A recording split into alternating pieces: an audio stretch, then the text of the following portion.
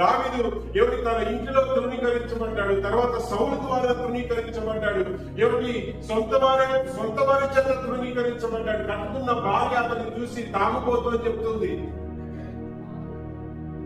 కుమారుల చేత తృణీకరించబడ్డాడు. కానీ దావీదు ఇవన్నీ మధ్యలో దేవునిలో ఆదరణ పొందాడు. ఉన్న పాటిన ఆయన ఫ్రస్ట్రేషన్స్, ఆయన స్థితిగతులు, ఎవరు ఉన్న స్థితిలోనే దేవుని దగ్గరికి వెళ్ళిపోయి ఆయన బాధ, ఆయన స్థితి అంతా కూడా దేవుని దగ్గర వెళ్ళగలిగేవాడు. దేవుని దగ్గర ఆ స్థానంలో దేవుని ప్రేమ చేత ఆయన హృదయం నింపబడేది.